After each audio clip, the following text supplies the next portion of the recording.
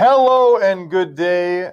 In pre-algebra, we're starting our new unit, Unit 3, with CO14, interpreting and writing numeric and algebraic expressions. So we're going to start with going from the verbal to the numerical. Okay, and this is going to really help you with those word problem type things. Okay, word problems are historically considered pretty challenging because you have to kind of come up with the equation yourself.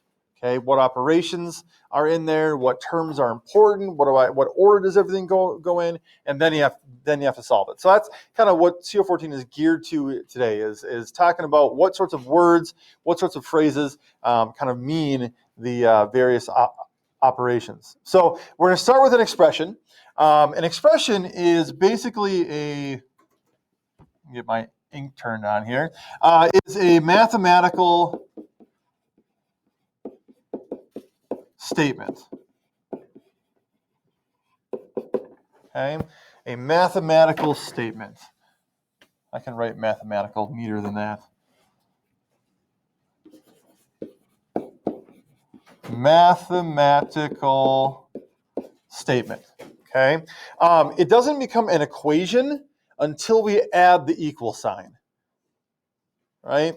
An equation, by definition, is a statement that compares two sides, says that they're equal. Without that equal sign, we're left with simply an expression. Okay, and then a variable, of course, you've dealt with those in science, perhaps, in experiments or solving equations before. It's an unknown value. Okay, usually represented by a letter. N, X, Y are probably the three most common ones, but it can also be represented as a symbol, a picture, just a blank space. But in algebra, we typically use a letter. All right. So we're going to start here by listing some words or phrases that mean each of the four operations. Okay. So kind of scan the page a little bit, look for different words, phrases, and tell me which category they fall into. Does it mean addition, subtraction, multiplication, or division? What do you see? Aiden. Products is multiplication. Good. What else? Yeah. 18 less than 12. Less than. So that phrase less than, what operation does that represent? Division? Nope, not division. Going to be subtraction. And I actually want you to star this one because it's kind of a special situation, and we'll get to it down here where it says 18 less than 12. That's where it came from there. What that actually means, but it is the operation of subtraction. Aiden, go for it. Quotient is division. Quotient would be division. Okay. What else?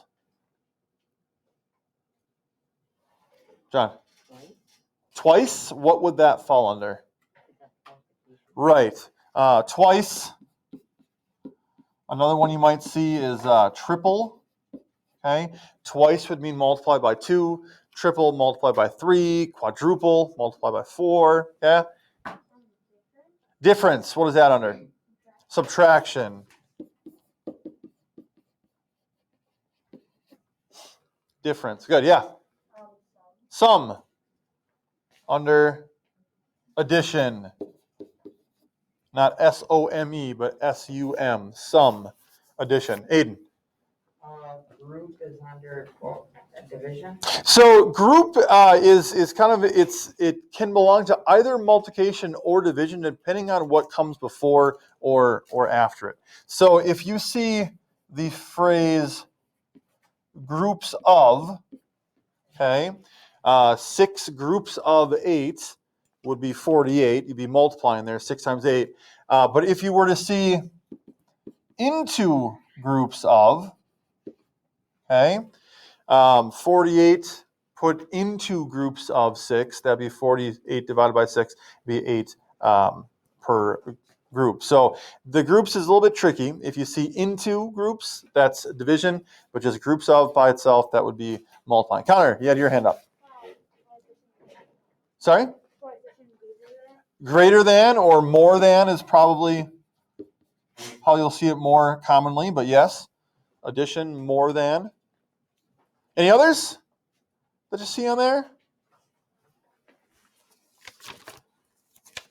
See if any stand out to me. Let me open up my own copy to it. Let's see. We have some, less than up there, product quotient. Obviously, division divided by. That's kind of what you first learned, but that's important. Okay. Yes, Annika. Twice a number. We kind of have that already up here for twice, triple. That's under the multiplication. Price. Times under multiplication. That's good. That works. John? Minus under subtraction. Okay.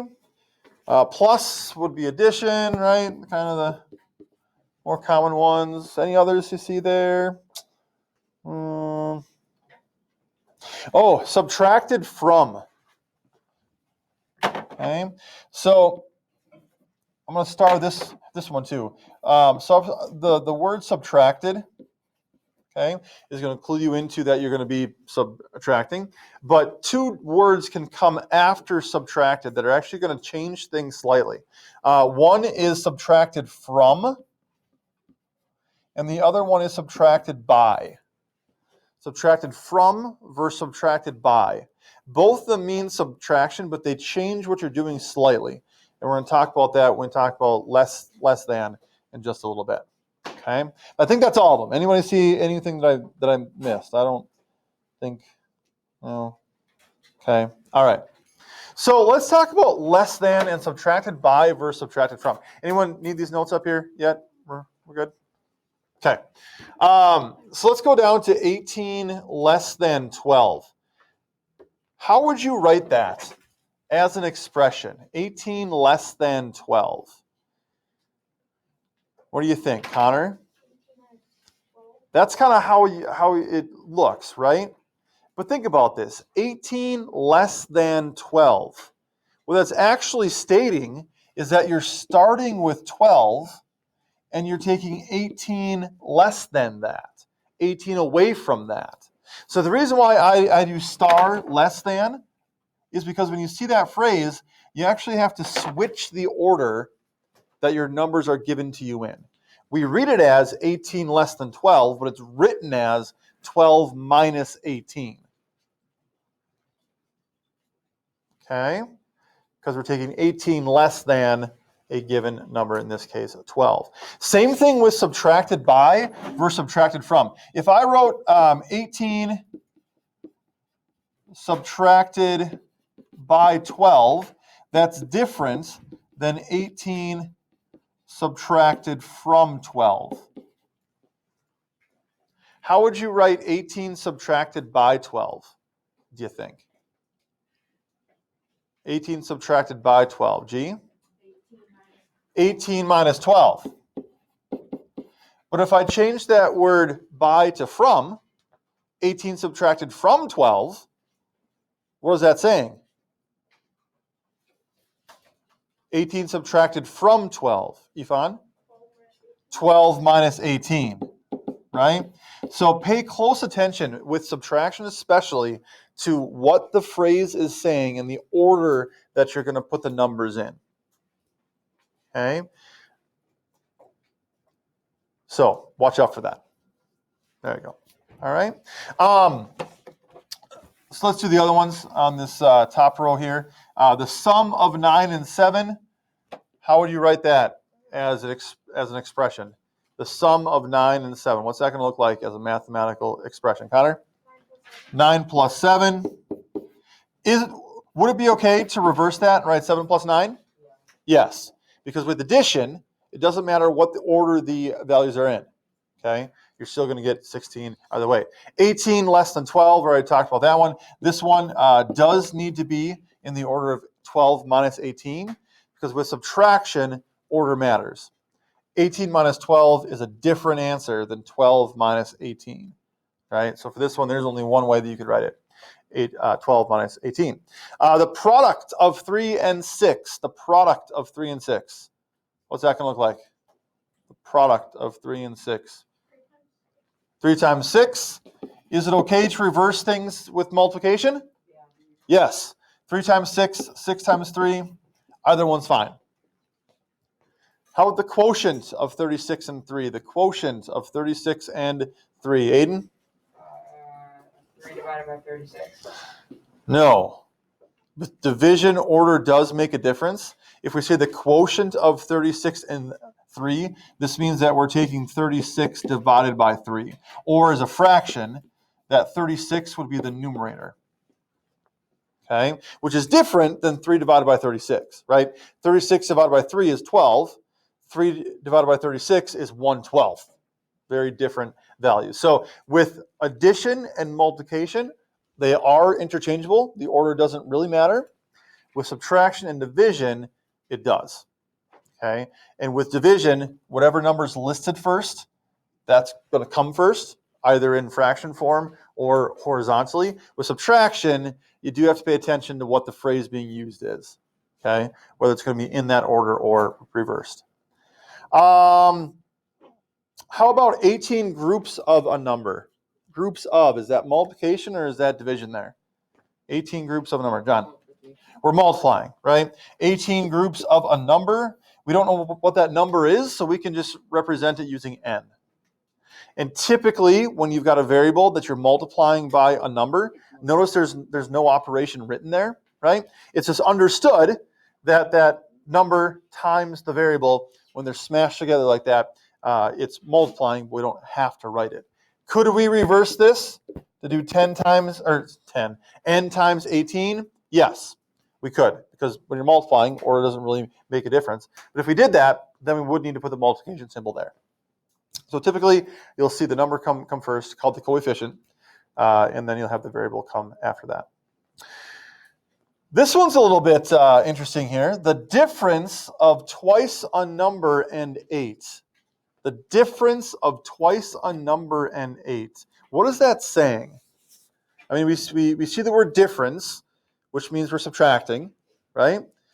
We see that word twice, which means we're multiplying something by 2. But what order does this all kind of go in? Annika? Close. Well, what are we subtracting here? What does that word difference refer to? The difference refers to twice a number and 8. Okay? So how do we represent twice a number?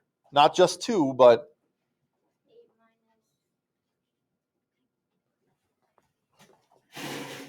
that phrase a number refers to a variable. So we're going to have twice a number, 2 times n, and we're subtracting 8 from that, right? It's the difference of. The difference of what? The difference of twice a number and 8. So we're subtracting twice a number, or 2n, and 8. Okay? This is where word problems can really get sticky, because you got those multiple operations going on and being able to interpret that, right? The next one, 18 divided by 9, comma, minus 3. That comma is actually pretty important, right? Because if I just told you, write the expression 18 divided by 9 minus 3, you could write one of two things. You could say 18 divided by 9 minus 3, or you could say 18 divided by 9 minus 3. Those are two different things. And the one on the left, we're subtracting 9 minus 3 to get 6. 18 divided by 6 is 3. The one on the right, we're dividing 18 and 9. 18 divided by 9 is 2. Then subtract 3, we get negative 1. So just saying 18 divided by 9 minus 3 could be a little bit confusing, which is why that comma is very important. Based on the position of that comma, which one of these is correct? The one on the left or the one on the right. 18 divided by 9, comma, minus 3. What do you think, G? The one on the right is right. One on the right is correct. Yeah, what that comma does is it kind of separates this 18 divided by 9 from the minus 3. First we do this, then we pause, right? Then we do that, okay? So when you're reading expressions with commas, pay attention to them. They are important. It kind of tells you where you put your break, you know? And then when you're writing the verbal, don't be afraid to use them. You know, there's another division one kind of down at the bottom here, 7 plus n divided by 3. Where's that comma going to go? Because if I just tell you 7 plus n divided by 3, well, you can either write it like that, or 7 plus n divided by 3, maybe you mean that, right? But where would that comma go so that you are grouping the 7 plus n together and dividing the whole thing by 3? That's what your challenge is going to be. Okay? Yeah?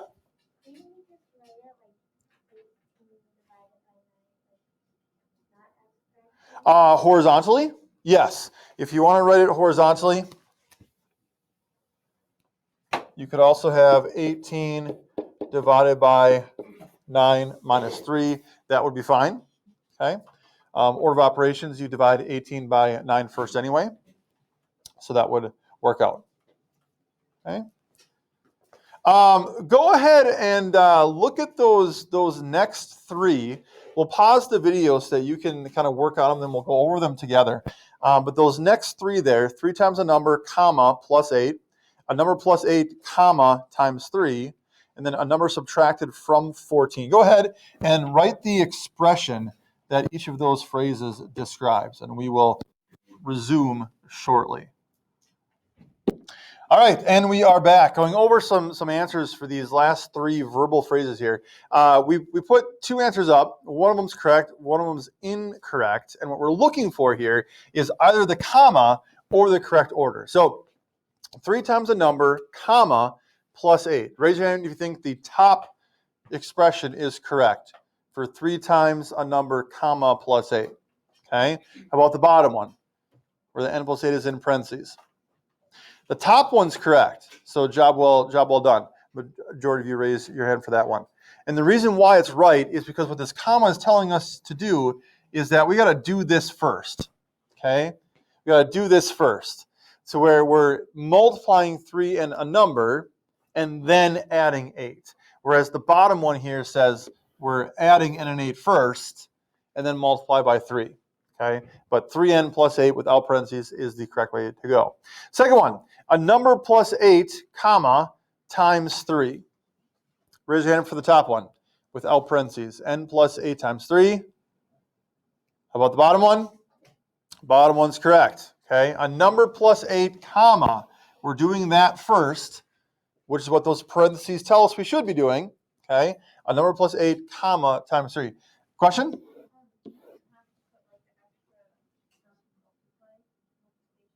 No, so the reason why I put that times 3 there, if you wrote it n plus 8 and then 3 outside of the parentheses, that does mean the same thing. Although typically if you're multiplying something in parentheses by a number, that number will actually go out in front, and we'll see that in PO15 tomorrow. But yeah, so that multiplication symbol not necessary there. Yes? Yes, if you want to use the X symbol, that's okay too. As we start to work more and more with equations and variables, that X becomes a little bit dangerous, because we'll use X a lot as a variable. So even though it's a symbol that you learn growing up to show that you're multiplying something, we're going to move away from using X to show that we are multiplying. Okay, we'll use the dot more frequently, or just have 3n without any operation, or something like that, parentheses. So just know that going forward, that the X will refer to a variable much more often than we use it for multiplying. The last one, a number subtracted from 14. Is it going to be the top one, n minus 14, or the bottom one, 14 minus n? Raise your hand for the top one. A number subtracted from 14. How about the bottom one? About a 50-50 split. Okay, so this phrase subtracted from means we're starting with 14. Okay? A number subtracted from 14 means we have 14 things, and we're subtracting a number from that. So it is going to be the second expression. If we had said a number subtracted by 14, that means we're starting with a number and we're subtracting it by 14. So when you see the word from, you're going to be switching the order, right? You might want to jot that down now for a help sheet, okay? That the phrase less than and subtracted from, you will be flipping the order. Because I can guarantee you I'm going to put one like that on the test, okay? Yeah, John. Would you recommend to put the box of... I do recommend all key points, all definitions go on a help sheet. The chart up at the top is a key point, so yes, I would recommend that go on a help sheet. Yeah. Then down at the bottom here, those have already started. What phrases have you written for n minus 10? What would be correct phrases? And there are several of them, so we'll take several answers here, but start us off. Jacob. A number minus 10. Good. A number minus 10, using the word minus for subtraction. G. Oh, for the next one? No, still for n minus 10. I just have a... Okay. Connor? A number less than 10? A number less than. Actually, that would be 10 less than a number.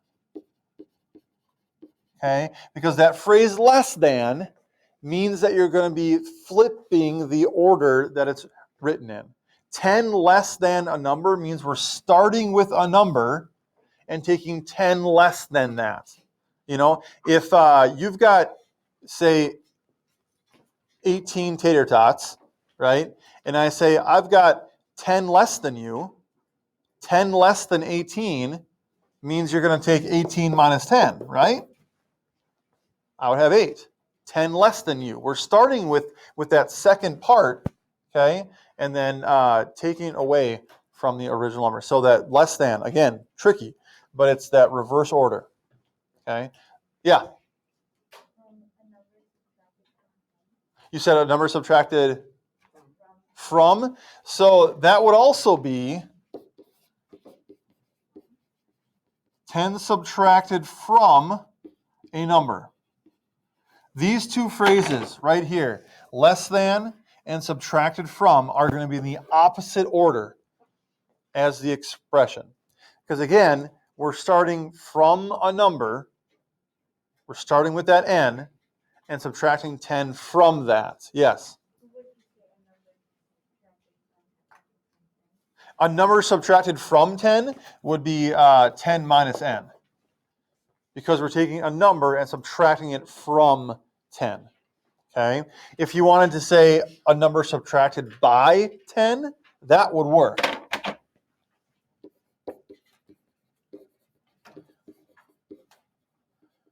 A number subtracted by 10 is n minus 10.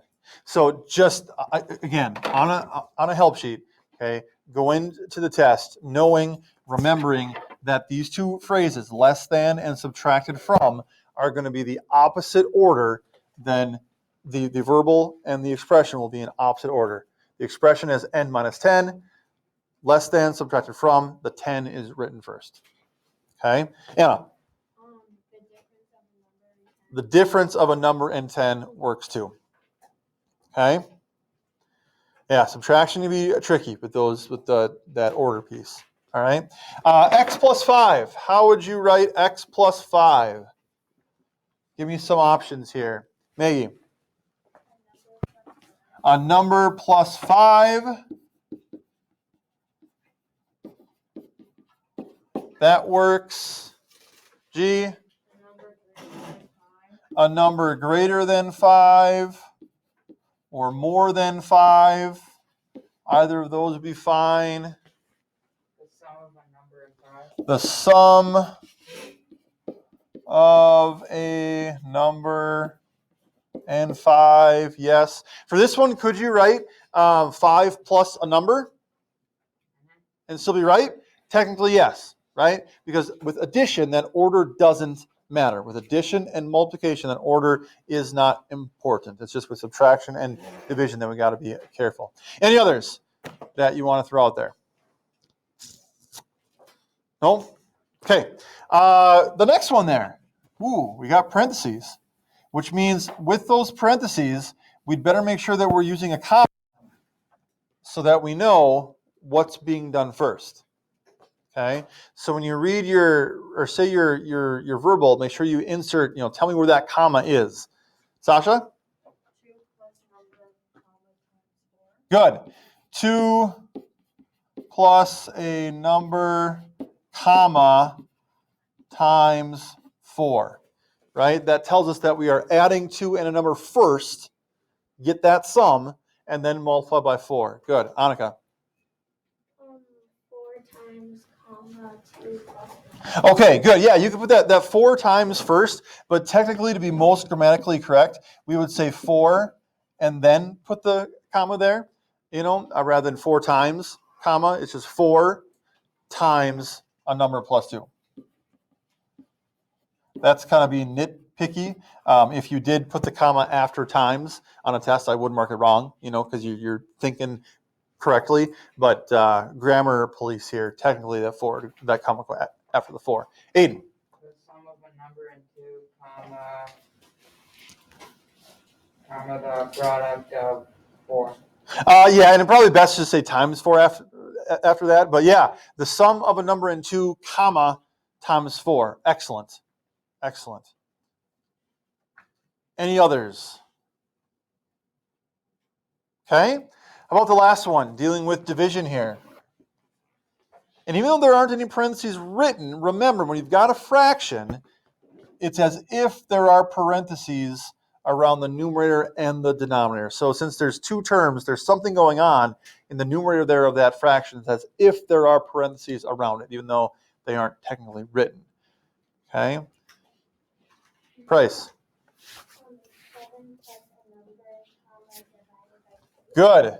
7 plus a number, comma, divided by 3. May, you had your hand up. Is that similar? Good. Who else had their hand up? Aiden? Did you? No? John? Same thing? Perfect. 7 plus a number, comma. Let's make that comma more obvious there, since that's the whole point of this. 7 plus a number, comma, divided by 3. Awesome. Okay.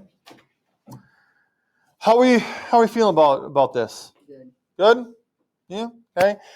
You know where to go. I hope if you need more practice with this.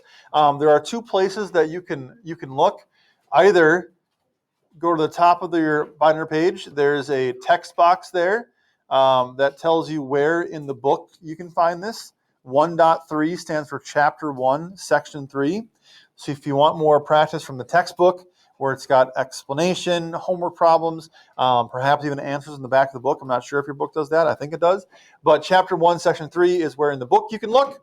Or if you go to the practice work section, that last third of your binder, right? You don't have to do it now because it's really only for after the test, but it can also be used for review for the test. Okay, so go to the CO14 practice work, go through a couple of them. I'll be happy to check them. And you're already moving and packing up. Clearly, you've got things to do, people to go, people to see, places to go, even though you have 10 minutes left. So don't get up too much yet. But let me sign off so then we can start moving. That's all you have.